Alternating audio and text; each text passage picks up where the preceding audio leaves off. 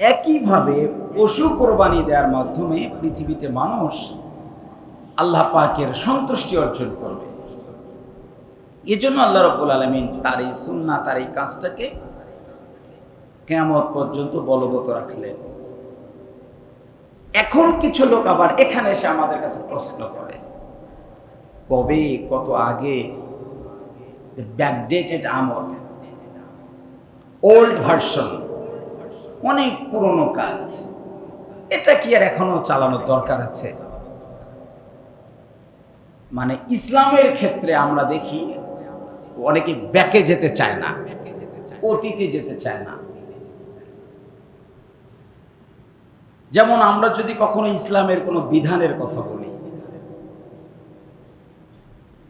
তাহলে অনেকেই বলে না না না না, এত পিছনে যাব কেন, ওই আইয়ামে জাহিলিয়াতে কি কি ঘটেছে সেগুলো আমরা করব না, নাউজুবিল্লাহ নাউজুবিল্লাহ। অথচ তাকে জিজ্ঞেস করবেন যে আইয়ামে জাহিলিয়া কি, বলো দেখি, সে জানে না, এমনিতেই বলে আইয়ামে জাহিলিয়া আমরা ফিরে যাব না। আমরা কেউ তো জাহিলিয়া ফিরে যেতে চাই না। আইয়ামে জাহিলিয়ার সংজ্ঞাটা তো আপনি দেখবেন, আইয়ামে জাহিলিয়া কাকে বলে। আপনারা জানেন কি আইয়ামে জাহিলিয়া কি? আইয়ামে জাহিলিয়া হলো রাসূল সাল্লাল্লাহু আলাইহি ওয়াসাল্লামের আগমনের পূর্বের যুগ। রাসূল সাল্লাল্লাহু আলাইহি ওয়াসাল্লামের আগমনের পূর্বের যুগ।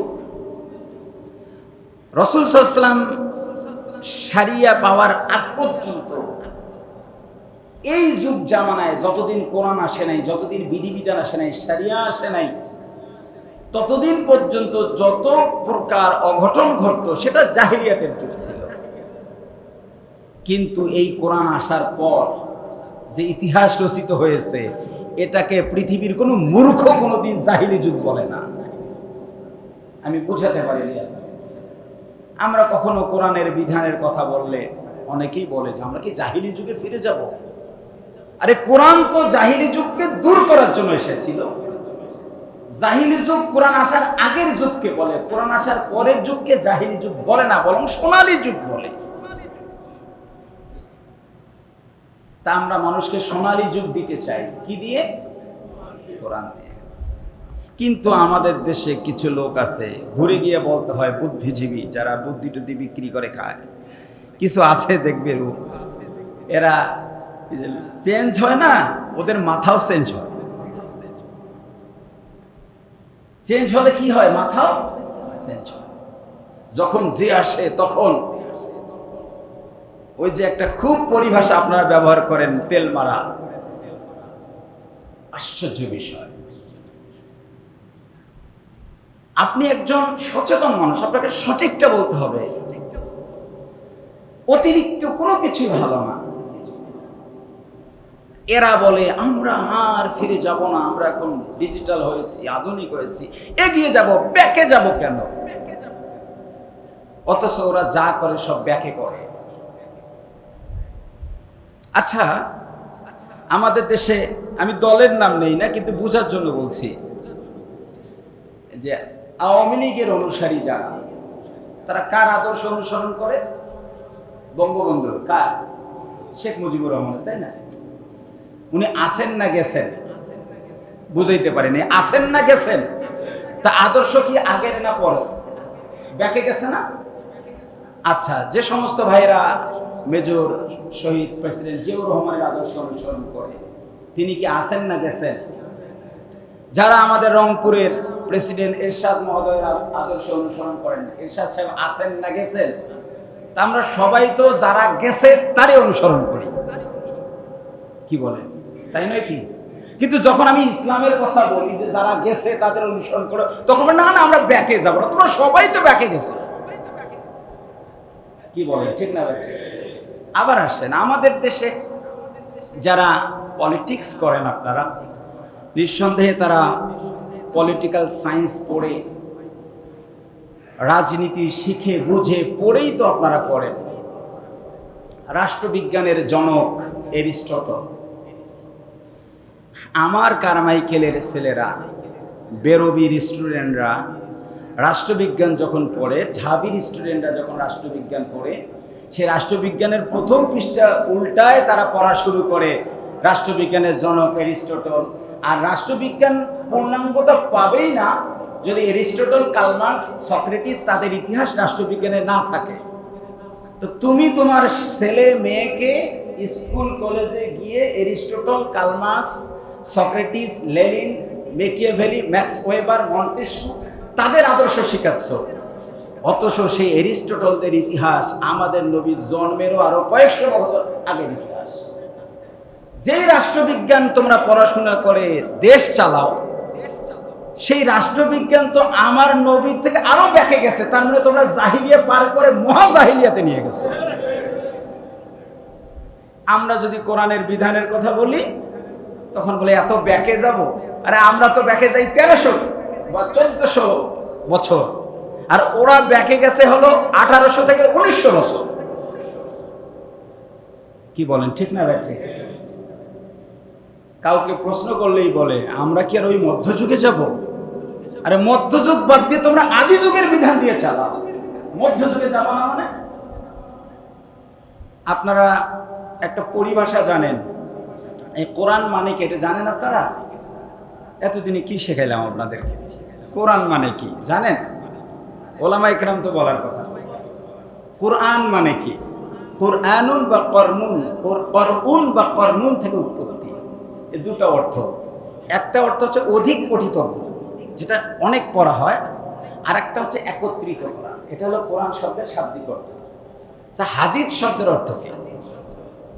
হাদিস শব্দের অর্থ কি? হাদিস শব্দের অর্থ কি?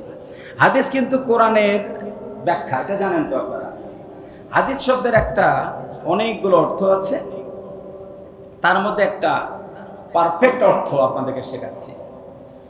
হাদিসের শাব্দিক অর্থ এটা কদিমের বিপরীত, জাদিদুন মানে হচ্ছে নিউ ভার্সন, আপডেট ভার্সন। আল্লাহু আকবার বলেন।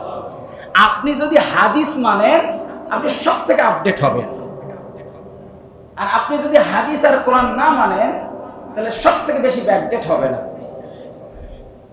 আমরা ইব্রাহিম আলাইহিস সালামের ইতিহাস মানি মানে আমরা খুব ব্যাকে গিয়েছি, বিষয়টি এমন না, বরং সব রিসার্চ করে আমরা সব থেকে আপডেট।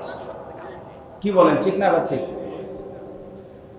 আপনারা জানেন আমাদের কোরআনের বাহিরে পৃথিবীতে ভিন্ন ধর্মের মানুষদের কাছে একটা পবিত্র কিতাব আছে। ওই যে আমাদের মেম্বার অফ পার্লামেন্ট যারা, তারা অনেক সময় ওই কনস্টিটিউশনের উদ্ধৃতি দিতে গিয়ে বলে যে এটা তো আর বাইবেল না, যেটা পরিবর্তন করা যাবে না। তার মানে এই বাইবেলটা পৃথিবীর মানুষের কাছে খুব পবিত্র একটা ধর্মগ্রন্থ, তাই তো? আচ্ছা, এই বাইবেল যদি পবিত্র ধর্মগ্রন্থ হয়, এই বাইবেলের দুটো পার্ট আছে, একটাকে বলে ওল্ড টেস্টামেন্ট আর একটাকে বলে নিউ টেস্টামেন্ট। তাহলে বাইবেলের মধ্যে ওল্ড আছে না নাই? বুঝাইতে পারি নাই। বাইবেলে ওল্ড আছে না নাই? নিউ আছে না নাই? ওল্ড নিউ মিলেই যদি বাইবেল পবিত্র হয়, তা ওল্ড এবং নিউ মিলেই পবিত্র কোরআনুল কারীম মহাপবিত্র কিতাব হতে পারে। এখানে অতীতের ইতিহাস আছে, আবার এখানে নতুন নতুন কিছু বিধান আল্লাহ পাক সংযোজন করে দিয়ে মানবতার জন্য কিয়ামত পর্যন্ত যত কিছুর দরকার সব বিধান আল্লাহ পাক কোরআনুল কারীমে সংযোজন করে দিয়েছেন। আমরা তো স্বাধীনতার 50 বছর পার করলাম, এমন কোনো মাস আমাদের দেশে যায়নি বা এমন কোনো দিন যায়নি যেদিন বাংলাদেশে চুরি হয়নি। কেউ বলতে পারবেন যে এই যে 50 বছরে হুজুর একটা দিন বাংলাদেশে কোনো চুরি হয় নাই? বলতে পারবেন কেউ? কার শাসনামলে? এটা আমার দেখার বিষয় না। কি চুরি হয় নাই? আচ্ছা, এমন কেউ বলতে পারবে যে আমার শাসন আমলে কোনো ব্যভিচার হয়নি, ধর্ষণ হয়নি, লুটপাট হয়নি, চাঁদাবাজি হয়নি? কেউ বলতে পারবে? তাহলে এই 54 বছরে সবাই চেষ্টা করেছে কোনো না কোনো ভাবে এগুলোকে দমিয়ে রাখতে, কেউ পারে নাই, সবাই ব্যর্থ হয়েছে। তাহলে বোঝা গেল যে আপনাদের আপডেট দিয়ে কোনো কাজ হচ্ছে না। কি বলেন, ঠিক না ব্যাঠে? আপনারা যেটাকে ব্যাকডেট বলেন, এটা একটাবার প্রয়োগ করেন, একটাবার শুধু। আমরা চ্যালেঞ্জ করলাম এই কোরআন একবার প্রয়োগ হলে অন্যায় যত আছে নির্মূল হয়তো হবে না, কিন্তু অন্যায়ের 99% সমাজ থেকে দূর হয়ে যাবে। এই যে অমানবিক কিছু কাজ, যেগুলো শুধু এই যে কাল পরশু 2-3 দিন সোশ্যাল মিডিয়া আপনারা ব্যস্ত হয়ে পড়েছেন এমন না, এরকম ঘটনা অহরহ ঘটছে। কোনোটা আমাদের নজরে আসে, কোনোটা আমাদের নজরে আসে না, কোনোটা আমরা জানি, কোনোটা আমরা জানি না, কোনোটা আইনের ফাঁক ফোকর দিয়ে বের হয়ে চলে যায়। এগুলো থেকে যদি আমরা বাঁচতে চাই, মধ্যযুগীয় বলেন আর জাহিলিয়া যুগেই বলেন, যাই বলেন না কেন, যে পরিভাষাই ব্যবহার করেন না কেন, কোরআনের বিধান, রাসূল ইসলামের হাদিসের বিধানের বাহিরে এই সমাজকে শান্ত করার ভিন্ন কোনো পথ মত পৃথিবীতেই নাই। আমাদের এই কোরবানিকে কেন্দ্র করে ভিন্ন মতাদর্শী, ভিন্ন ধর্মাবলম্বী যারা বা যারা নাস্তিক, ইসলাম ফোবিয়া যারা সব সময় ব্যস্ত থাকে, এই সমস্ত লোক কিছু যুক্তি দাঁড় করান। আমি আজকে তাদের এই বিভ্রান্তিগুলোর সংক্ষিপ্ত জবাব দেওয়ার চেষ্টা করব ইনশাআল্লাহ তাআলা। আল্লাহ সুবহানাহু ওয়া তাআলা আমাদের জন্য যে বিধান নাজিল করে দিয়েছেন, এটি শুধুমাত্র আমাদের জন্য না। কিছু ইবাদত আছে যে ইবাদতগুলো শুধুমাত্র কেবলমাত্র শেষ নবীর উম্মাতের জন্য না, সবার জন্য ছিল। তার মধ্যে একটা হচ্ছে কোরবানি। আল্লাহ রাব্বুল আলামিন সূরাতুল হজ্জের 34 নং আয়াতে তিনি এটি স্পষ্ট করে আয়াত নাজিল করে আমাদেরকে জানিয়ে দিয়েছেন, وَلِكُلِّ أُمَّةٍ جَعَلْنَا مَنسَكًا لِيَذْكُرُوا اسْمَ اللَّهِ عَلَى مَا رَزَقَهُم مِّن بَهِيمَةِ الْأَنْعَامِ فَإِلَٰهُكُمْ إِلَٰهٌ وَاحِدٌ فَلَهُ أَسْلِمُوا وَبَشِّرِ الْمُخْبِتِينَ। আল্লাহ বলছেন, আর লিকুল্লি প্রত্যেক উম্মাহ জাতির জন্য, জাআলনা এখানে জমা করেছেন আল্লাহ পাক, এটা তাকিদের কারণে, আমি করে দিয়েছি মানসাকান লিয়াযকুরু ইসমাল্লাহ, সবার জন্য মানসাক, এই কোরবানিকে আমি রব্বুল আলামিন সকল জাতির জন্য নির্ধারণ করে দিয়েছিলাম।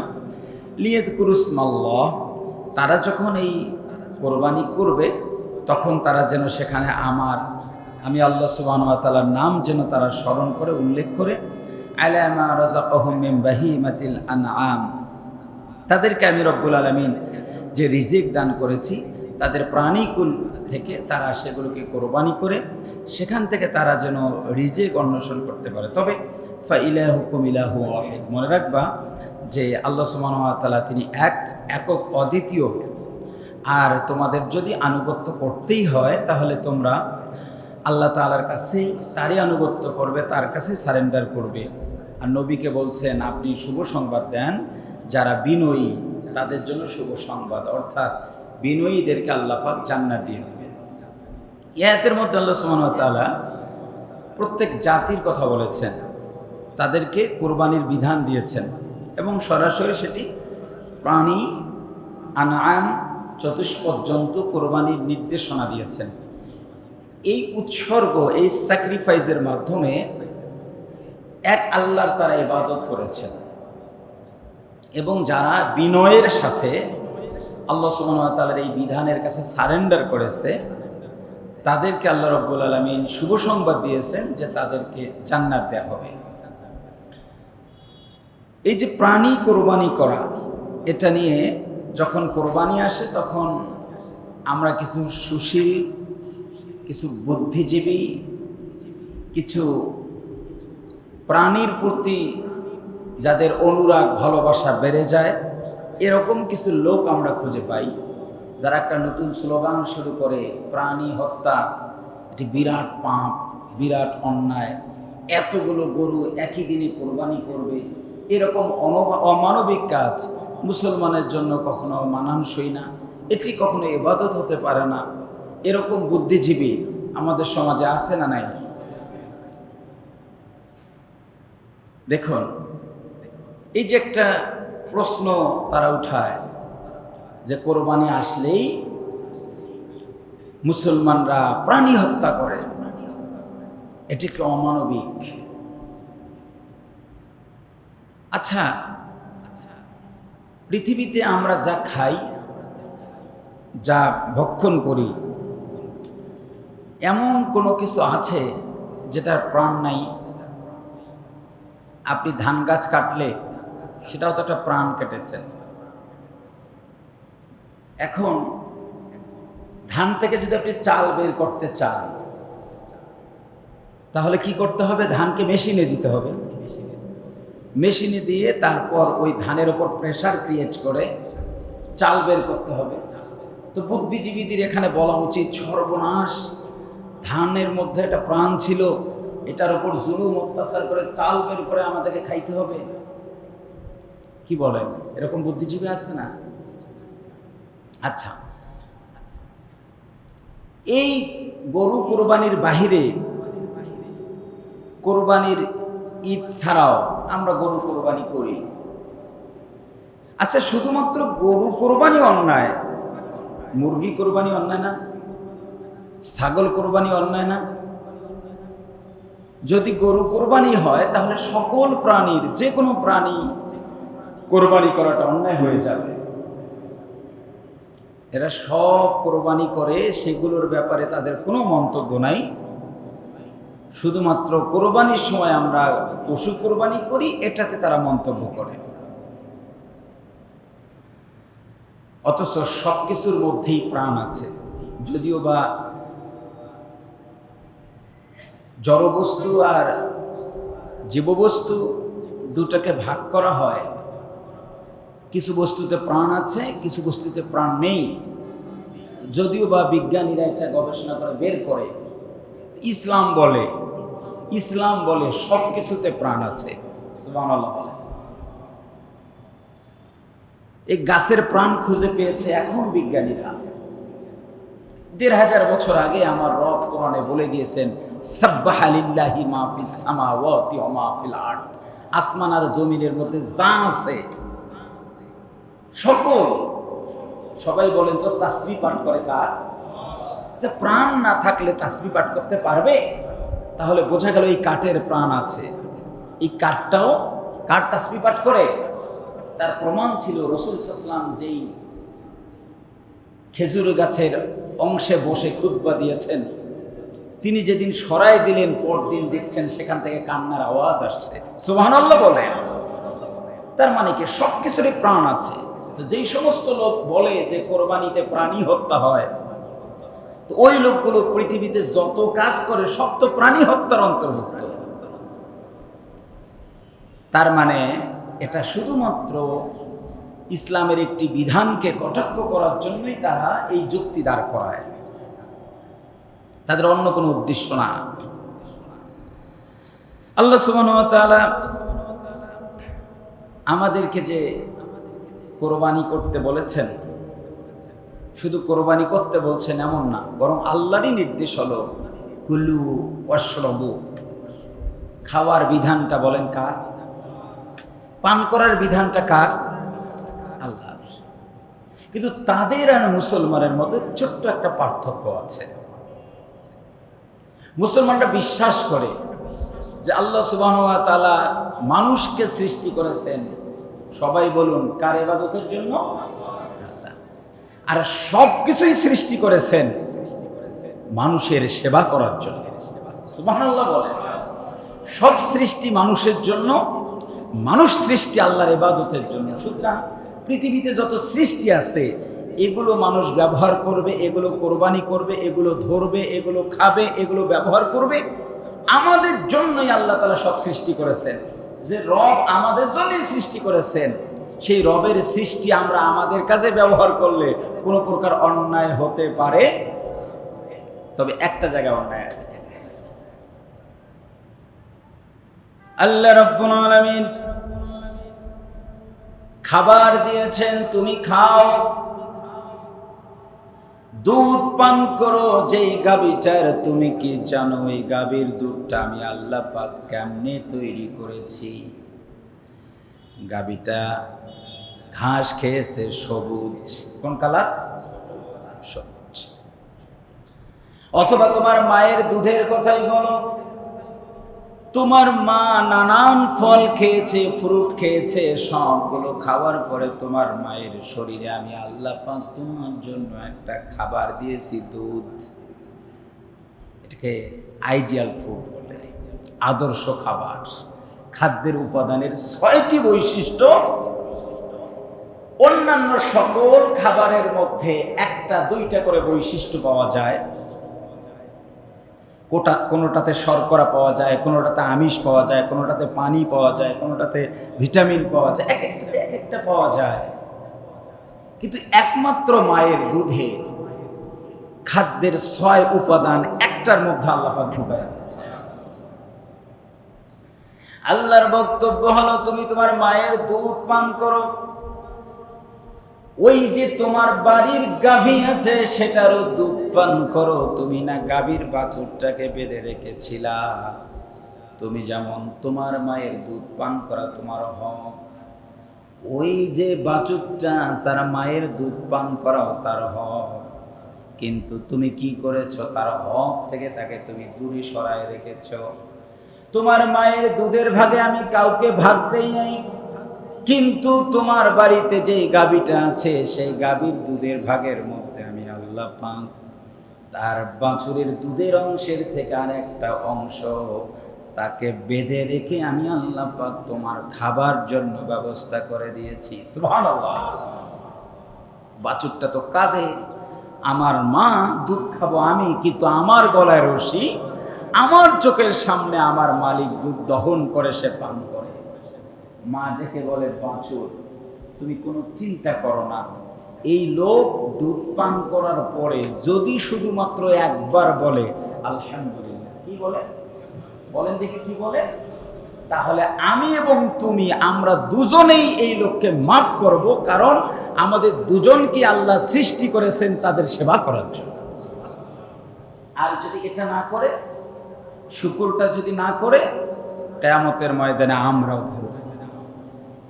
আপনি গরু জবাই করে খান, এটা আপনার জন্য বরাদ্দ, কিন্তু এর পরের কাজটা হলো আপনাকে শুকরিয়া করতে হবে। কি করতে হবে? আল্লাহ রাব্বুল আলামিন এই জন্য বলেন, সুম্মা লাতুসআলুন্না ইয়াওমাইযিন আনিন নাঈম। কিয়ামতের ময়দানে আমি আল্লাহ পাক লাতুসআলুন্না, উলামায়ে কেরাম আছে তারা জানেন লামের তাকিদ আবার নুনের তাকিদ। মাদ্রাসা ছাত্র যারা তারাও বুঝতে পেরেছে, এখানে তাকিদটা এত হার্ড, এত বেশি পরিমাণে গুরুত্ব আরোপ করা হয়েছে। আল্লাহর বক্তব্য মাস্ট বি, অবশ্যই অবশ্যই আমি আল্লাহ তোমাকে প্রশ্ন করব কিয়ামতের ময়দানে আমার নিয়ামতের ব্যাপারে। গরু খেয়েছো, ছাগল খেয়েছো, হাঁস খেয়েছো, দুধ খেয়েছো, ডিম খেয়েছো, সব খেয়েছো, আমি অবশ্যই প্রশ্ন করব আমার নিয়ামত খাওয়ার পর কি করেছে। যারা নিয়ামত খেয়ে শুকরিয়া আদায় করবে তারা বেঁচে যাবে, যারা শুকরিয়া আদায় করবে না তারা কোনোদিন বাঁচতে পারবে। শুকরিয়াটা কি? শুকরিয়াটা কি এটা আমাদের জানা দরকার। শুকর, কোরআনে দুটা আরবি পরিভাষা আছে, একটা হলো হ্যামদ, একটা হলো শুকর। হ্যামদ মানে প্রশংসা, হ্যামদ মানে কি, আর শুকর মানে হলো কৃতজ্ঞতা। শুকর মানে কি? কৃতজ্ঞতা। এই দুটার মধ্যে একটা পার্থক্য আছে। পার্থক্য হলো প্রশংসাটা এটি শুধুমাত্র মুখের সাথে বলার সাথে সম্পৃক্ত, আর কৃতজ্ঞতা যেটা, শুকর যেটা, এটা বলা এবং কাজের সাথে সম্পৃক্ত। ধরুন যে আপনি আমাকে একদিন কোনো কিছু গিফট করেছেন, আমি খুশি হয়ে আরেকদিন আপনাকে একটা গিফট করেছি, তার মানে আপনার ওই কাজের আমি কৃতজ্ঞতা করেছি, শুকরিয়া করেছি। আর বাইরে গিয়ে বলেছি যে অমুক লোকটা খুব ভালো আমাকে হেল্প করছে, তার মানে এটি আমি প্রশংসা করেছি। তার মানে আপনি যদি আল্লাহর নেয়ামত খাওয়ার পর আল্লাহর শুকরিয়া করতে চান, তাহলে শুধু মুখে আলহামদুলিল্লাহ বললেই শুকরিয়া হবে না, আপনাকে কিছু কাজ করতে হবে, কৃতজ্ঞতা করতে হবে। কৃতজ্ঞতা কি?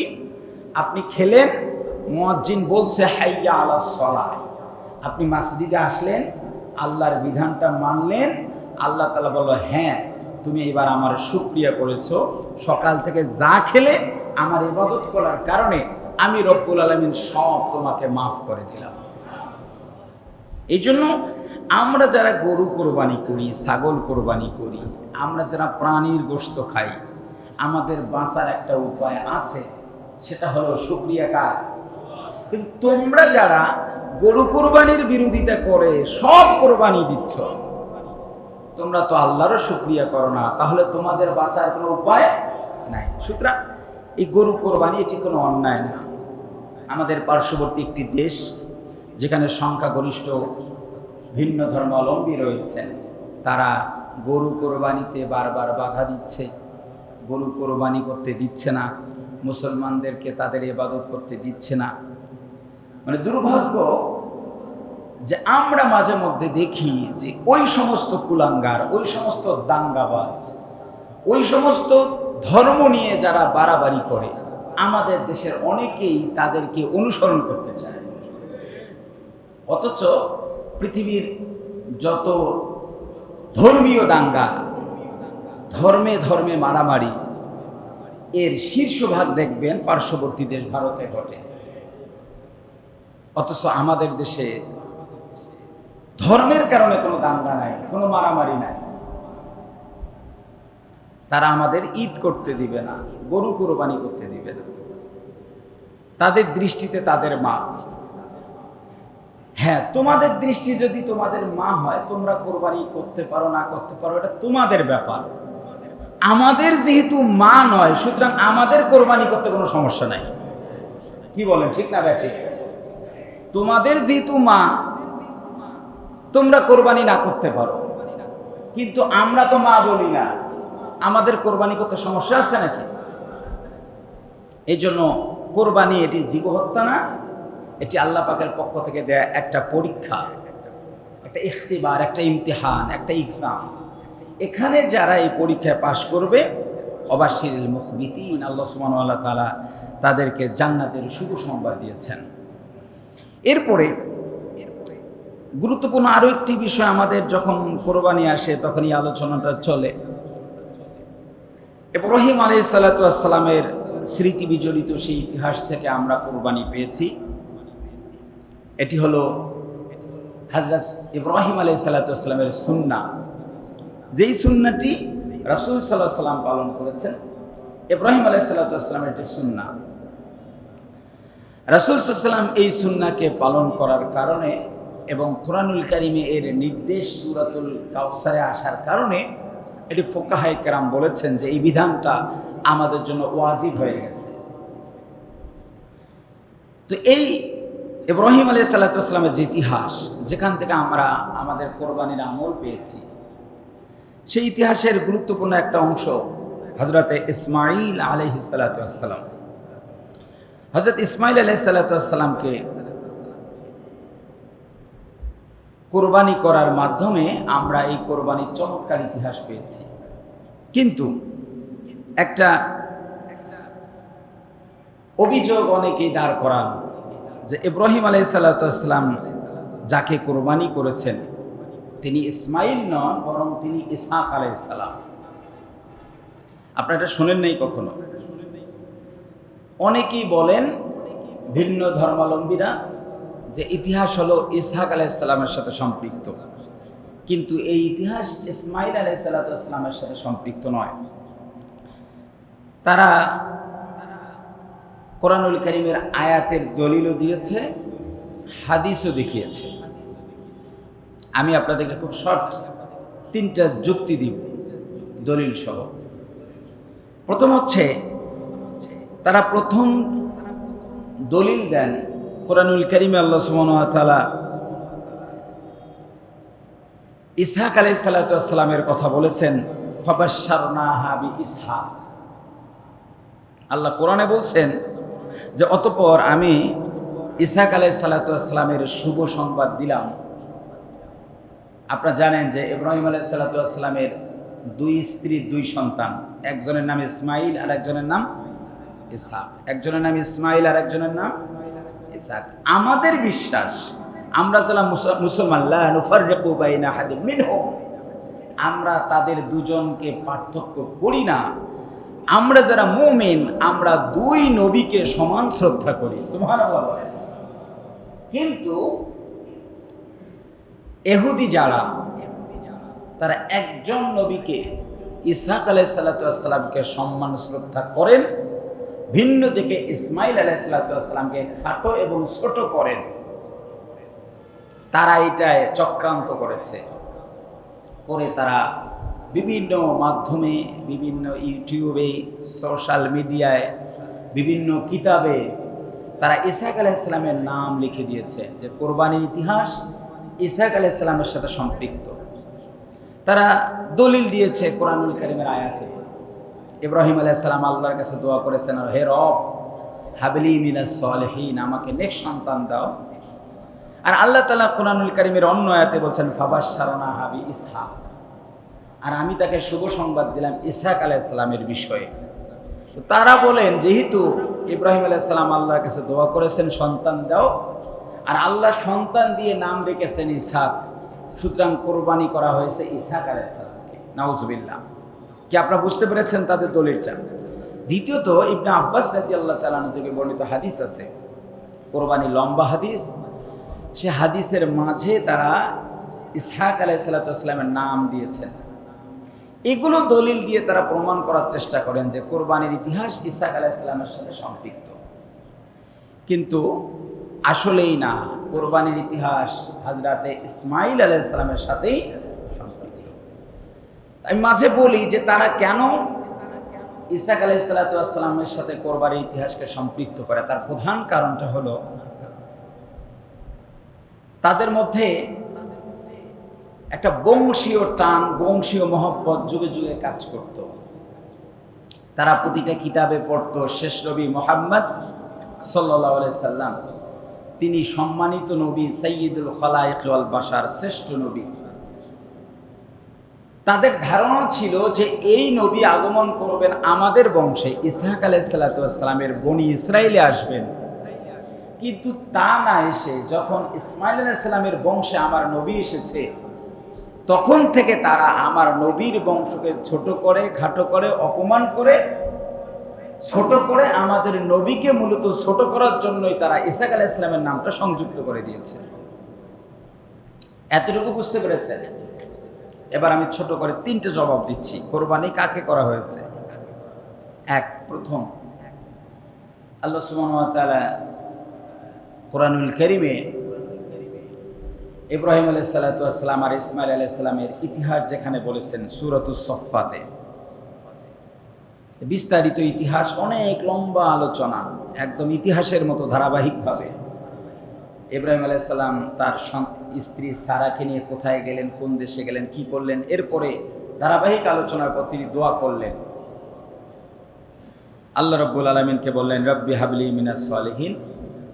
আল্লাহ বলেন ফাবাশশারনাহু বিগুলামিন হালিম, আমি তোমাকে সহনশীল এক সন্তানের শুভ সংবাদ দিলাম। এখানে কোনো নাম নাই, এখানে কোনো নাম নাই।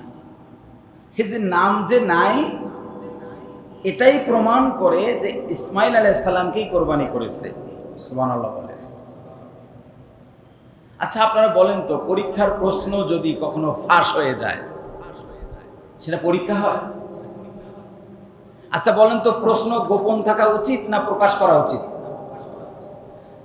তাহলে ইসমাইল আলাইহিস সালামকে দিয়ে যদি আল্লাহ পরীক্ষা নিতে চান, তাহলে ইসমাইল আলাইহিস সালামের সবকিছু গোপন রাখা উচিত না প্রকাশ করা উচিত? প্রকাশ করা উচিত, গোপন রাখা উচিত। এই জন্য ইসমাইল আলাইহিস সালামের বিষয়টা আল্লাহ গোপন রেখেছেন, নাম প্রকাশ করেন নাই। কিন্তু ইব্রাহিম আলাইহিস সালাতু ওয়াস সালাম দোয়া করেছেন, রব আমাকে নেক সন্তান দাও, সন্তান দাও। আল্লাহ পাক তার দোয়াটা কবুল করে। যেহেতু দুইজন বিবি ছিলেন, এই জন্য আল্লাহ এক দোয়ার ভিতরে দুই বিবির জন্য আল্লাহ রাব্বুল আলামিন দুই সন্তান বরাদ্দ করে দিয়েছে। দোয়া করেছেন একবার, কবুল করছে, যাও দুই বিবিকেই সন্তান দিয়ে নিয়ে। আল্লাহ রাব্বুল আলামিন ইসহাক আলাইহিস সালামের সংবাদ দেওয়ার সময় যখন ইব্রাহিম আলাইহিস সালামের দোয়া আল্লাহ কবুল করেছেন, অনেক দিন পর আল্লাহ পাক আয়াত নাজিল করে বলেছেন ফাবাশশারনাহা বিইসহাক, হে ইব্রাহিম শুভ সংবাদ দিলাম, তোমাকে একটা সন্তান দেয়া হবে। মনে রাখো ওই সন্তানের নামটা তুমি রাখবা না, সন্তানের নামটাও আমি রেখে দিলাম। সুবহানাল্লাহ। কি নাম? ইসহাক। ইসহাক আলাইহিস সালাম, এই নামটা সবাই বলবেন কে রেখেছেন? যে আয়াতে আল্লাহ বলেছেন আমি তোমাকে শুভ সংবাদ দিলাম ইসহাক আলাইহিস সালামের আগমনের, এবং আমি নামটাও রেখে দিলাম। আয়াতের মধ্যে আল্লাহ তাআলা বলেন শুভ সংবাদটা আরো লম্বা করে তোমাকে দিলাম। ফাবাশশারনাহা বিইসহাক ওয়া মিন ওয়ারাই ইসহাক ইয়াকুব। আল্লাহু আকবার। ইয়াকুব নাম শুনেছেন? বলেন তো কার সন্তান? জানেন না? ইতিহাস জানা থাকতে হবে। ইব্রাহিম আলাইহিস সালামের দুই সন্তান, একজনের নাম ইসমাঈল, একজনের নাম ইসহাক। ইসহাক আলাইহিস সালামের এক সন্তান যার নাম ইয়াকুব। ইয়াকুব আলাইহিস সালামের সন্তান ওই 12 ভাই, যার মধ্যে ইউসুফ আলাইহিস সালাম আছে, অন্যান্য ভাইরা আছে। বুঝতে পারছেন তো? লম্বা কথা। জিবরিল তুমি গিয়ে শুভ সংবাদ দাও আর বলে দাও ও ইব্রাহিম তোমার আর এক বিবি আছে যার নাম হলো সারা, ওই সারার গর্ভে এক সন্তান আসবে, নাম রেখেছেন আল্লাহ, নামটা হবে ইসহাক। তবে শোনো ইব্রাহিম, যে ইসহাককে আল্লাহ পাক তোমার গর্ভে দিবেন, ওই ইসহাককে আল্লাহ পাক বড় করবেন, বড় করার পর তার বিবাহের ব্যবস্থা করবেন। আমার রব এখনই তোমাকে শুভ সংবাদ দিয়ে দিয়েছে, ওই ইসহাকের একজন সন্তান থাকবে, যেই সন্তানের নামটাও আল্লাহই রেখেছেন। কি নাম? জোরে বলেন না একটু। একই সাথে ইসহাক আলাইহিস সালামের শুভ সংবাদ, ইয়াকুব আলাইহিস সালামের শুভ সংবাদ, সবাই বলেন কে দিয়েছেন? জন্মের আগে না পরে? জন্মের আগে। হয়ে গেলে আবার কোনো শুভ সংবাদ থাকে নাকি? জন্মের আগে না পরে? আচ্ছা, জন্মের আগে যদি আল্লাহ তাআলা বলে থাকেন যে হে ইব্রাহিম তোমাকে সন্তান দিব, নাম ইসহাক, হে ইব্রাহিম যেই ইসহাক দিব সেই ইসহাককেও সন্তান দিব, তার নাম ইয়াকুব, তাহলে সেই সন্তানকে দিয়ে আল্লাহ যদি বলেন যাও কোরবানি করো, পরীক্ষা হয়? বুঝাতে পারি নাই। যে নবীকে আল্লাহ বললেন তোমাকে সন্তান দেব ইসহাক এবং ইসহাককে সন্তান দেব ইয়াকুব, তাহলে বোঝা গেল ইসহাক আলাইহিস সালাম বড় হবেন, ইসহাক আলাইহিস সালাম বিবাহ করবেন, জীবন যাপন করবেন, তার আবার সন্তান হবে, সেই সন্তানের নাম হবে ইয়াকুব। তাহলে আল্লাহ তাআলা ইয়াকুব আলাইহিস সালাম পর্যন্ত শুভ সংবাদ দেওয়ার পর 11 বছর বয়সে বলবেন কি যে যাও কোরবানি করো, তখন তো ইব্রাহিম আলাইহিস সালামে বলবেন আপনি বললেন ছেলে হবে ইয়াকুব, কোরবানি করলে হবে কেমনে? তাহলে এই আয়াত প্রমাণ করে, শুভ সংবাদটা প্রমাণ করে যে ইসহাক আলাইহিস সালাম দ্বারা এই পরীক্ষা কখনো সম্ভবই না। এবার বুঝতে পেরেছেন? প্রথম গেল। দ্বিতীয়, আল্লাহ সুবহানাহু ওয়া তাআলা ইব্রাহিম আলাইহিস সালামের পরীক্ষা নিয়েছেন সন্তান কোরবানির। দুই সন্তানের মধ্যে একজনকে কোরবানি করার নাকি একমাত্র সন্তানকে কোরবানি করার? বুঝাতে পারিনি। দুই সন্তানের মধ্যে যে কোনো একটাকে কোরবানি করো এই কথা বলা হয়েছে, নাকি বলা হয়েছে যে তোমার একমাত্র সন্তানকে কোরবানি করো? একমাত্র সন্তান। তার মানে কোরবানির ইতিহাস যখন সংশ্লিষ্ট, সে সময় ইব্রাহিম আলাইহিস সালামের সন্তান ছিল কয়জন? আচ্ছা, যদি একমাত্র সন্তানকে কোরবানির নির্দেশ থাকে আর পরবর্তী সময় যদি আরো সন্তান থেকে থাকে, তাহলে আপনারা বলেন তো কোরবানির ইতিহাস বড় ছেলের সাথে না ছোট ছেলের সাথে? যদি ছোট ছেলের সাথে কোরবানির ইতিহাস সম্পৃক্ত হয়, তাহলে তো দুই সন্তানের মধ্যে যে কোনো একটাকে কোরবানির নির্দেশনা আসতো, তাই না? কিন্তু ইব্রাহিম আলাইহিস সালাম বলেছেন ইন্নী আরা ফিল মানামি আন্নী আযবাহুকা ফানজুর মাযা তারা ক্বালা ইয়া আবাতি ফাআল মা তু'মার সাতাজিদুনি ইনশাআল্লাহু মিনাস সাবিরিন। নিশ্চয় আমি স্বপ্নে দেখেছি আদবাহুকা। এখানে যারা উলামা ইকরাম আছেন, আরবি ব্যাকরণ বুঝেন, তারা দমির বুঝেন, সর্বনাম। এখানে সর্বনামেও এক বচন, দ্বিবচন, বহু বচন আরবিতে আছে। কা কুমা কুম, কা মানে একজন, কুমা দুইজন, কুম মানে তিন, অনেকজন, প্লুরাল, জমা। আদবাহুকা এখানে কি আছে এটা বুঝছেন তো? কা আছে না? কয়জন? একজন। আল্লাহ রাব্বুল আলামিন একজনকে কুরবানির নির্দেশনা দিয়েছেন, আর একজন ইব্রাহিম আলাইহিস সালাতু ওয়াস সালামের সন্তানকেই তিনি কুরবানি করবেন। দুজন থাকলে ইব্রাহিম আলাইহিস সালাতু ওয়াস সালামের পরীক্ষা কঠিন হতো না। একটা সন্তান গেলে আর একটা সন্তান আছে, থাকবে, কিন্তু আল্লাহ পাক ইব্রাহিম আলাইহিস সালাতু ওয়াস সালামের একমাত্র সন্তানের পরীক্ষা নিয়েছেন। ইতিহাস প্রমাণ করেছে, সকল ইতিহাসে প্রমাণিত হয়েছে, ইব্রাহিম আলাইহিস সালামের বড় সন্তানের নাম হলো ইসমাঈল। বড় সন্তানের নাম কি? ইসমাঈল। তাহলে কুরবানির ইতিহাস আপনারাই বলুন, বড় সন্তানের সঙ্গে জড়িত না ছোট সন্তানের সাথে জড়িত? তাহলে ইসহাক আলাইহিস সালামকে কোরবানি করার প্রশ্নই আসে না, কোরবানি করা হয়েছে ইসমাঈল আলাইহিস সালামকে। তৃতীয় আরেকটা হার্ড স্ট্রং দলিল আছে, যেই দলিলটা খণ্ডন করার পৃথিবীর কারোই সম্ভব না। সেটি হলো, ইতিহাস সবসময় স্থানের সাথে সম্পৃক্ত। যদি কোনো স্থান বের করা না যায়, তাহলে ইতিহাসের সঠিকতা যাচাই করা যায় না।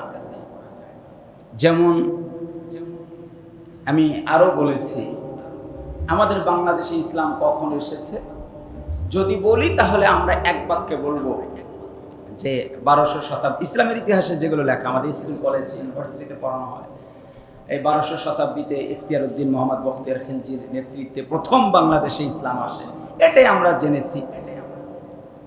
কিন্তু আমাদের লালমনিরহাটে একটা মসজিদ বের হয়েছে, হারানা মসজিদ বা সাহাবী মসজিদ, অনেকেই দেখেছেন, জানেন। এই স্থানটা যখন আমাদের কাছে বের হয়ে আসলো, এটা যখন আবিষ্কার হলো, তখন আমরা বুঝতে পারলাম যে ওই ইতিহাসটা ভুয়া, মিথ্যা। সঠিক ইতিহাস হলো, আমরা 1200 সালে ইসলাম পাই নাই, বরং রাসূল সাল্লাল্লাহু আলাইহি ওয়াসাল্লাম জীবিত থাকতেই ভারতের লোক ইসলাম পেয়েছে। সুবহানাল্লাহ বলেন না? এটা আমরা খুঁজে পেয়েছি স্থানে, এটা খুঁজে পেয়েছি আমরা স্থানে। মানে স্থান ইতিহাস পরিবর্তন করে দেয়। এবার আমরা স্থানে যাই। কোরবানির ইতিহাস সম্পৃক্ত ফিলিস্তিনে না মক্কায়? কোরবানির স্মৃতি বিজড়িত স্থানগুলো আপনারা বলেন, ফিলিস্তিনে না মক্কায়? মিনা কোথায়?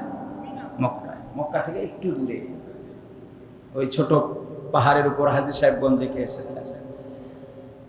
মিনা মক্কায়, তার মানে কোরবানির স্থানটা হলো মক্কায়। ইসহাক আলাইহিস সালাম বা ইহুদি সম্প্রদায় বা বানি ইসরাইল, এদের বংশ বৃদ্ধির মূল কেন্দ্রবিন্দু হচ্ছে ফিলিস্তিন, ইসরায়েল। এই জায়গায় তারা বসবাস করত। ইয়াকুব আলাইহিস সালাম, ইউসুফ আলাইহিস সালাম, তার ভাইরা সবাই তো ফিলিস্তিনে ছিলেন। আর হাজরা আলাইহিস সালাম সহ ইসমাঈল আলাইহিস সালাম মক্কায় ছিলেন। তাহলে ইতিহাস প্রমাণ করে ইব্রাহিম আলাইহিস সালামের 2 সন্তানের এক সন্তান এবং তার বংশ বৃদ্ধি পেয়েছে ফিলিস্তিনকে কেন্দ্র করে, আরেক সন্তান তার বংশ বৃদ্ধি পেয়েছে মক্কাকে কেন্দ্র করে। তো মক্কায় যে সন্তান ছিল, কোরবানির ইতিহাস ওই সন্তানের সঙ্গে জড়িত। যেই সন্তান মক্কায় যায়নি, সেই সন্তানের সঙ্গে কোরবানির ইতিহাস সম্পৃক্ত নয়। ঠিক আছে তো নাকি? তাহলে সকল ইতিহাস প্রমাণ করে ইসমাঈল আলাইহিস সালাম ছিলেন মক্কায়, ইসহাক আলাইহিস সালাম ছিলেন ফিলিস্তিনে। যে নবী মিনায় যায় নাই, তাকে কোরবানি করার তো প্রশ্নই আসে না। বুঝাতে পারি নাই?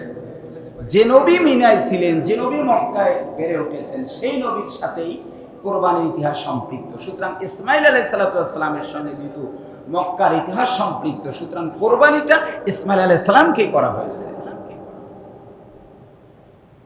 এই কোরবানি হলো বিরাট এক মর্যাদার, বিরাট এক মর্যাদার, বিরাট এক মর্যাদার, এত বেশি পরিমাণে মর্যাদার এটা যে ভিন্ন ধর্মাবলম্বী এমনকি ইহুদি যারা আমাদের নবীকে মানতে রাজি না, তারাও কোরবানির ইতিহাস তাদের নবীর সাথে সম্পৃক্ত করে সম্মানিত হতে চায়। অথচ এই ইতিহাস আমাদের সাথে সম্পৃক্ত, আমাদের নবীজির সঙ্গে সম্পৃক্ত। কারণ ইসমাইল আলাইহিস সালামের বংশেই, যাবিহুল্লাহর বংশেই আল্লাহ পাক শ্রেষ্ঠ নবী মুহাম্মদ সাল্লাল্লাহু আলাইহি ওয়াসাল্লামকে পাঠিয়ে দিয়েছেন। এই জন্য আমার নবী বলেন, তোমরা তো এমন একজন নবী পেয়েছো, তোমরা কি জানো ইব্রাহিম আলাইহিস সালাম তার সন্তানকে কোরবানি করার জন্য উৎসর্গ করেছে, কিন্তু কোরবানি না হয়ে ওই সন্তানের বংশ পরস্পরে আল্লাহ পাক আবার আমাকে প্রেরণ করেছেন। ইব্রাহিম আলাইহিস সালাম যেমন করে কোরবানির জন্য চূড়ান্ত করেছেন ইসমাইল আলাইহিস সালামকে, নবী বলেছেন একইভাবে আমার বাবা আব্দুল্লাহ আমাকে কোরবানির জন্য চূড়ান্ত করেছিলেন। সুবহানাল্লাহ। তাকে কোরবানি করার জন্য চূড়ান্ত করার কারণে তার মর্যাদাও যেমন বেড়ে গেছে, আমাদের নবীকে কোরবানি করার জন্য আব্দুল্লাহ চূড়ান্ত সিদ্ধান্ত নেওয়ার কারণে আমাদের নবীজির মান মর্যাদাওকে আল্লাহ পাক বহু গুণে বাড়িয়ে দিয়েছে। এই কোরবানি থেকেই আল্লাহ পাক আমাদের জন্য এটাকে কিয়ামত পর্যন্ত জারি করে দিলেন। আল্লাহ সুবহানাহু ওয়া তাআলা ইব্রাহিম আলাইহিস সালামকে বললেন, কদ সাদ্দাকতার রুইয়া, হে ইব্রাহিম আমি তোমাকে স্বপ্নে দেখালাম আর তুমি সেটা বাস্তব করলে। বাস্তব করার কারণে আমি আল্লাহ সুবহানাহু ওয়া তাআলা এই কাজটাকে এত পছন্দ করলাম, তোমার এই কাজের অনুসরণ করে ওয়াতারাকনা আলাইহি ফিল আখিরিন, শেষ পর্যন্ত, আখির ইয়ানি ইলা ইয়াউমিল কিয়ামাহ, কিয়ামত পর্যন্ত তুমি ইব্রাহিম যেরকম আয়োজন করে তোমার সন্তানকে কোরবানি করেছো, একই আয়োজন করে কিয়ামত পর্যন্ত এই কোরবানির আমলটাকে আমি আল্লাহ পাক জারি করে দিলাম। ইব্রাহিম আলাইহিস সালাম কোরবানির মাধ্যমে আল্লাহ পাকের যেমন সন্তুষ্টি অর্জন করেছে, একইভাবে পশু কোরবানি দেওয়ার মাধ্যমে পৃথিবীতে মানুষ আল্লাহ পাকের সন্তুষ্টি অর্জন করবে। এজন্য আল্লাহ রাব্বুল আলামিন তার এই সুন্নাহ, তার এই কাজটাকে কিয়ামত পর্যন্ত বলবৎ রাখলেন। এখন কিছু লোক আবার এখানে এসে আমাদের কাছে প্রশ্ন করে, কবে, কত আগে, ব্যাকডেটেড আমল, ওল্ড ভার্সন, অনেক পুরনো কাজ, এটা কি আর এখনো চালানোর দরকার আছে? মানে ইসলামের ক্ষেত্রে আমরা দেখি অনেকে ব্যাকে যেতে চায় না, অতীতে যেতে চায় না। যেমন আমরা যদি কখনো ইসলামের কোনো বিধানের কথা বলি, তাহলে অনেকেই বলে না না না না, এত পিছনে যাব কেন, ওই আইয়ামে জাহিলিয়াতে কি কি ঘটেছে সেগুলো আমরা করব না, নাউজুবিল্লাহ নাউজুবিল্লাহ। অথচ তাকে জিজ্ঞেস করবেন যে আইয়ামে জাহিলিয়া কি বলো দেখি, সে জানে না, এমনিতেই বলে আইয়ামে জাহিলিয়া আমরা ফিরে যাব না। আমরা কেউ তো জাহিলিয়ায় ফিরে যেতে চাই না। আইয়ামে জাহিলিয়ার সংজ্ঞাটা তো আপনি দেখবেন, আইয়ামে জাহিলিয়া কাকে বলে। আপনারা জানেন কি আইয়ামে জাহিলিয়া কি? আইয়ামে জাহেলিয়া হলো রাসূল সাল্লাল্লাহু আলাইহি সাল্লামের আগমনের পূর্বের যুগ। রাসূল সাল্লামের আগমনের পূর্বের যুগ। রাসূল সাল্লাল্লাহু আলাইহি সাল্লাম শরিয়া পাওয়ার আগ পর্যন্ত এই যুগ জামানায় যতদিন কোরআন আসে নাই, যতদিন বিধিবিধান আসে নাই, শরিয়া আসে নাই, ততদিন পর্যন্ত যত প্রকার অঘটন ঘটতো সেটা জাহেলিয়াতের যুগ ছিল। কিন্তু এই কোরআন আসার পর যে ইতিহাস রচিত হয়েছে, এটাকে পৃথিবীর কোনো মূর্খ কোনোদিন জাহিলি যুগ বলে না। আমি বুঝাতে পারিনি। আমরা কখনো কোরআনের বিধানের কথা বললে অনেকেই বলে যে আমরা কি জাহিলি যুগে ফিরে যাব? আরে কোরআন তো জাহিলি যুগকে দূর করার জন্য এসেছিল। জাহিলি যুগ কোরআন আসার আগের যুগকে বলে, কোরআন আসার পরের যুগকে জাহিলি যুগ বলে না, বরং সোনালী যুগ বলে। তা আমরা মানুষকে সোনালী যুগ দিতে চাই, কি দিয়ে? কোরআন দিয়ে। কিন্তু আমাদের দেশে কিছু লোক আছে, ঘুরে গিয়ে বলতে হয় বুদ্ধিজীবী, যারা বুদ্ধি টুদ্ধি বিক্রি করে খায়, কিছু আছে দেখবে লোক, এরা চেঞ্জ হয় না, ওদের মাথাও চেঞ্জ হয়। চেঞ্জ হলে কি হয়? মাথাও চেঞ্জ হয়। যখন যে আসে তখন ওই যে একটা খুব পরিভাষা আপনারা ব্যবহার করেন, তেল মারা। আশ্চর্য বিষয়। আপনি একজন সচেতন মানুষ, আপনাকে সঠিকটা বলতে হবে। অতিরিক্ত কোনো কিছু ভালো না। এরা বলে আমরা আর ফিরে যাব না, আমরা এখন ডিজিটাল হয়েছি, আধুনিক হয়েছি, এগিয়ে যাব, ব্যাকে যাব কেন? অথচ ওরা যা করে সব ব্যাকে করে। আচ্ছা, আমাদের দেশে, আমি দলের নাম নেই না, কিন্তু বোঝার জন্য বলছি, যে আওয়ামী লীগের অনুসারী যারা, তারা কার আদর্শ অনুসরণ করে? বঙ্গবন্ধু। কার? শেখ মুজিবুর রহমান, তাই না? উনি আসেন না গেছেন? বুঝাইতে পারেনি। আসেন না গেছেন? তা আদর্শ কি আগের না পরে? ব্যাকে গেছে না? আচ্ছা, যে সমস্ত ভাইরা মেজর শহীদ প্রেসিডেন্ট জিয়াউর রহমানের আদর্শ অনুসরণ করে, তিনি কি আসেন না গেছেন? যারা আমাদের রংপুরের প্রেসিডেন্ট এরশাদ মহোদয়ের আদর্শ অনুসরণ করেন, এরশাদ সাহেব আসেন না গেছেন? তা আমরা সবাই তো যারা গেছে তারই অনুসরণ করি, কি বলেন? তাই নয় কি? কিন্তু যখন আমি ইসলামের কথা বলি যে যারা গেছে তাদের অনুসরণ করো, তখন না না আমরা ব্যাকে যাবো না, তোমরা সবাই তো ব্যাকে গেছে, কি বলে? ঠিক না?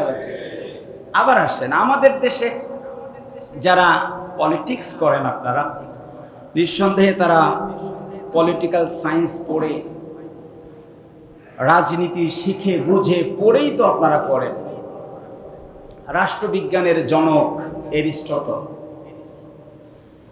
আমার কারমাইকেলের ছেলেরা, বেরোবির স্টুডেন্টরা রাষ্ট্রবিজ্ঞান যখন পড়ে, ঢাবির স্টুডেন্টরা যখন রাষ্ট্রবিজ্ঞান পড়ে, সে রাষ্ট্রবিজ্ঞানের প্রথম পৃষ্ঠা উল্টায় তারা পড়া শুরু করে রাষ্ট্রবিজ্ঞানের জনক এরিস্টটল। আর রাষ্ট্রবিজ্ঞান পূর্ণাঙ্গতা পাবেই না যদি এরিস্টটল, কার্ল মার্কস, সক্রেটিস তাদের ইতিহাস রাষ্ট্রবিজ্ঞানে না থাকে। তো তুমি তোমার ছেলে মেয়েকে স্কুল কলেজে গিয়ে Aristotle, Karl Marx, Socrates, Lenin, Machiavelli, max weber, Montesquieu তাদের আদর্শ শিখাচ্ছ, অথচ সেই এরিস্টটলদের ইতিহাস আমাদের নবীর জন্মেরও আরো কয়েকশো বছর আগের ইতিহাস। যেই রাষ্ট্রবিজ্ঞান তোমরা পড়াশোনা করে দেশ চালাও, সেই রাষ্ট্রবিজ্ঞান তো আমার নবীর থেকে আরো ব্যাকে গেছে। তার মানে তোমরা জাহিলিয়া পার করে মহা জাহিলিয়াতে নিয়ে গেছো। আমরা যদি কোরআনের বিধানের কথা বলি, তখন বলে এত ব্যাকে যাব। আরে আমরা তো ব্যাকে যাই 1300 বা 1400 বছর, আর ওরা ব্যাকে গেছে হলো 1800 থেকে 1900 বছর। কি বলেন? ঠিক না? ব্যাকে কাউকে প্রশ্ন করলেই বলে আমরা কি আর ওই মধ্যযুগে যাব? আরে মধ্যযুগ বাদ দিয়ে তোমরা আদি যুগের বিধান দিয়ে চালাও, মধ্যযুগে যাবো না মানে? আপনারা একটা পরিভাষা জানেন, এই কোরআন মানে কি এটা জানেন আপনারা? এতদিনে কি শেখাইলাম আপনাদেরকে? কোরআন মানে কি জানেন? ওলামা ইকরাম তো বলার কথা। কোরআন মানে কি? কুরআনুন বা করনুন, করউন বা করনুন থেকে উৎপত্তি। এই দুটো অর্থ। একটা অর্থ হচ্ছে অধিক পঠিতব্য, যেটা অনেক পড়া হয়, আর একটা হচ্ছে একত্রিত করা। এটা হলো কোরআন শব্দের শাব্দিক অর্থ। আচ্ছা, হাদিস শব্দের অর্থ কি? হাদিস শব্দের অর্থ কি? হাদিস শব্দের অর্থ কি? হাদিস কিন্তু কোরআনের ব্যাখ্যা, এটা জানেন তো আপনারা। হাদিস শব্দের একটা অনেকগুলো অর্থ আছে, তার মধ্যে একটা পারফেক্ট অর্থ আপনাদেরকে শেখাচ্ছি।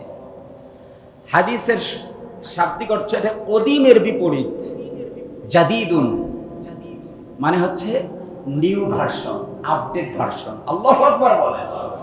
আপনি যদি হাদিস মানেন, আপনি সব থেকে আপডেট হবেন। আর আপনি যদি হাদিস আর কোরআন না মানেন, তাহলে সব থেকে বেশি ব্যাকডেট হবে না। আমরা ইব্রাহিম আলাইহিস সালামের ইতিহাস মানি মানে আমরা খুব ব্যাকে গিয়েছি, বিষয়টি এমন না, বরং সব রিসার্চ করে আমরা সব থেকে আপডেট। কি বলেন, ঠিক না বা ঠিক? আপনারা জানেন আমাদের কোরআনের বাহিরে পৃথিবীতে ভিন্ন ধর্মের মানুষদের কাছে একটা পবিত্র কিতাব আছে। ওই যে আমাদের মেম্বার অফ পার্লামেন্ট যারা, তারা অনেক সময় ওই কনস্টিটিউশনের উদ্ধৃতি দিতে গিয়ে বলে যে এটা তো আর বাইবেল না, যেটা পরিবর্তন করা যাবে না। তার মানে এই বাইবেলটা পৃথিবীর মানুষের কাছে খুব পবিত্র একটা ধর্মগ্রন্থ, তাই তো? আচ্ছা, এই বাইবেল যদি পবিত্র ধর্মগ্রন্থ হয়, এই বাইবেলের দুটো পার্ট আছে। একটাকে বলে ওল্ড টেস্টামেন্ট, আর একটাকে বলে নিউ টেস্টামেন্ট। তাহলে বাইবেলের মধ্যে ওল্ড আছে না নাই? বুঝাইতে পারি নাই। বাইবেলে ওল্ড আছে না নাই? নিউ আছে না নাই? ওল্ড নিউ মিলেই যদি বাইবেল পবিত্র হয়, তা ওল্ড এবং নিউ মিলেই পবিত্র কোরআনুল কারীম মহাপবিত্র কিতাব হতে পারে। এখানে অতীতের ইতিহাস আছে, আবার এখানে নতুন নতুন কিছু বিধান আল্লাহ পাক সংযোজন করে দিয়ে মানবতার জন্য কিয়ামত পর্যন্ত যত কিছুর দরকার সব বিধান আল্লাহ পাক কোরআনুল কারীমে সংযোজন করে দিয়েছেন। আমরা তো স্বাধীনতার 50 বছর পার করলাম। এমন কোনো মাস আমাদের দেশে যায়নি বা এমন কোনো দিন যায়নি যেদিন বাংলাদেশে চুরি হয়নি। কেউ বলতে পারবেন যে এই যে 50 বছরে হুজুর একটা দিন বাংলাদেশে কোনো চুরি হয় নাই? বলতে পারবেন কেউ? কার শাসনামলে? এটা আমার দেখার বিষয় না। কি চুরি হয় নাই? আচ্ছা, এমন কেউ বলতে পারবে যে আমার শাসন আমলে কোনো ব্যভিচার হয়নি, ধর্ষণ হয়নি, লুটপাট হয়নি, চাঁদাবাজি হয়নি? কেউ বলতে পারবে? তাহলে এই 54 বছরে সবাই চেষ্টা করেছে কোনো না কোনো ভাবে এগুলোকে দমিয়ে রাখতে, কেউ পারে নাই, সবাই ব্যর্থ হয়েছে। তাহলে বোঝা গেল যে আপনাদের আপডেট দিয়ে কোনো কাজ হচ্ছে না। কি বলেন, ঠিক না ব্যাঠিক? আপনারা যেটাকে ব্যাকডেট বলেন, এটা একটাবার প্রয়োগ করেন, একটাবার শুধু। আমরা চ্যালেঞ্জ করলাম, এই কোরআন একবার প্রয়োগ হলে অন্যায় যত আছে নির্মূল হয়তো হবে না, কিন্তু অন্যায়ের 99% সমাজ থেকে দূর হয়ে যাবে। এই যে অমানবিক কিছু কাজ, যেগুলো শুধু এই যে কাল পরশু 2-3 দিন সোশ্যাল মিডিয়া আপনারা ব্যস্ত হয়ে পড়েছেন এমন না, এরকম ঘটনা অহরহ ঘটছে। কোনোটা আমাদের নজরে আসে, কোনোটা আমাদের নজরে আসে না, কোনোটা আমরা জানি, কোনোটা আমরা জানি না, কোনোটা আইনের ফাঁক ফোকর দিয়ে বের হয়ে চলে যায়। এগুলো থেকে যদি আমরা বাঁচতে চাই, মধ্যযুগীয় বলেন আর জাহিলিয়া যুগেই বলেন, যাই বলেন না কেন, যে পরিভাষাই ব্যবহার করেন না কেন, কোরআনের বিধান, রাসূল ইসলামের হাদিসের বিধানের বাহিরে এই সমাজকে শান্ত করার ভিন্ন কোনো পথ মত পৃথিবীতেই নাই। আপনার ঠিক না বললেও তো ঠিক, কারণ যদি থেকেই থাকে 50 বছর তো পারেন নাই। কি বলেন, ঠিক না ভাই? ঠিক। ইচ্ছার ত্রুটি কারোই ছিল না। যারা রাষ্ট্র চালায়, কেউ চায় না যে আমি রাষ্ট্র চালাই আর দেশটাতে গন্ডগোল হোক। কি বলেন, চায় কেউ? নিঃসন্দেহে সবাই চায় যে দেশটা ভালো চলুক, আমার ক্ষমতা স্থায়ী হোক। কিন্তু এত চাওয়াচাওয়ির পরেও হয়নি কেন? কারণ হলো যে অ্যান্টিবায়োটিক ব্যবহার করা লাগতো, সেটা ব্যবহার করতে সবাই ব্যর্থ হয়েছে। এজন্য কোরআনুল কারীমের একটা বিধান, কেউ যদি কাউকে অন্যায়ভাবে হত্যা করে তাকেও হত্যা করতে হবে। কেউ যদি চুরি করে তার হাত কেটে দিতে হবে। এই বুদ্ধিজীবীরা চিন্তা করেন, গরু কোরবানি করে তার বিরুদ্ধে আন্দোলন করে হায়রে গরু মেরে ফেললো, আর মানুষ কোরবানি করে এই আহাম্মকরা তার বিরুদ্ধে আন্দোলন করে না। এরা কত নম্বর বুদ্ধিজীবী বাংলাদেশে? মানুষ কোরবানির জন্য আন্দোলন করে না, গরু কোরবানির আন্দোলন করে। এরা নাকি বাংলাদেশের বুদ্ধিজীবী। কি বলেন, আছে না নাই? আমরা সকল অপকর্ম থেকে সমাজকে মুক্ত করার জন্য কোরআনের বিধানটাই চাই। আমাদের যে কোরবানি, এর কোরবানির সব আলোচনা এক জায়গায় নিয়ে এসে আমি যদি আপনাদেরকে সামারাইজ করি, ছোট করে যদি বলি, তাহলে একটা বাক্যে বলবো যে কোরবানির মূল শিক্ষা হলো আল্লাহ যা করতে বলছেন বান্দা বান্দি তাই করবে। কোরবানির মূল শিক্ষাটা কি? আল্লাহ যা করতে বলছেন বান্দা বান্দি। আল্লাহ বলছেন কোরবানি করো, করছো। আল্লাহ বলছেন যেই কোরআন দিয়ে কোরবানি করতে বলছি ওই কোরআন দিয়ে কোরবানি করলা। এই কোরআনে যে আমি ব্যভিচারের শাস্তি দিয়েছি, এই কোরআনে যে হত্যার বিনিময়ে হত্যা দিয়েছি সেটা মানলা না, তার মানে তুমি আল্লাহর কাছে সারেন্ডার করতে পারো নাই। আমরা কোরবানি নিজেরা করব, যারা কোরবানি দিতে পারে নাই তাদেরকে কিছু কোরবানির অংশ থেকে দিয়ে আমরা আল্লাহর কাছে দেখাবো, হ্যাঁ আমরা আপনার কাছে আত্মসমর্পণ করেছি। এই কোরবানির মূল আনন্দটা হলো কোরবানির গোশত ভাগাভাগি করে সবাই মিলে খাওয়া, সবাই মিলেই খাবো ইনশাআল্লাহ। আমি এই কথাটা বলতেই হয়, অনেক সময় ইমাম মুয়াজ্জিন খতিব হুজুরদেরকে দিয়ে গরু কোরবানি করায় নেই, এইখানে আবার ফতোয়া দেই তারাবির নামাজ পড়ে টাকা নেওয়া জায়েজ না না জায়েজ, কোরবানি দিয়ে জায়েজ না না জায়েজ, কি ফতোয়া! আমাদের দেশের কাসিমি হুজুর একটা সুন্দর জবাব দিয়েছে যে তারাবি পড়িয়ে টাকা নেওয়া জায়েজ না না জায়েজ, এই ফতোয়া বাদ দাও। হুজুর তারাবি পড়াইছে, তুমি হাদিয়া হিসেবে পকেট থেকে 1 লাখ টাকা বের করে দিছো, এটা জায়েজ না না জায়েজ? বুঝেন নাই? হুজুর নিবে জায়েজ না না জায়েজ এই ফতোয়া রাখেন, কিন্তু আমার পকেট থেকে আমি 1 লাখ বের করে হুজুরকে দিছি, এইটা জায়েজ না না জায়েজ? আপনারা বলেন তো জায়েজ না না জায়েজ? ইমাম মুয়াজ্জিন খতিব যারা গরু কোরবানি করবে, আপনি 2 লাখ টাকা দিয়ে কোরবানি দিয়েছেন, তাদেরকে যদি খুশি হয় একটু হাদিয়া দেন, না জায়েজ হয়ে যাবে? আমরা গরিবদেরকে কিছু দান করব, ঈদগাহে তাড়াতাড়ি আসবো, কুশল বিনিময় করব, সবাই মিলে ঈদ পালন করব, ঈদের শিক্ষা আমরা সবাই বাস্তবায়ন করব। আল্লাহ পাক সকলকেই তৌফিক দান করুন।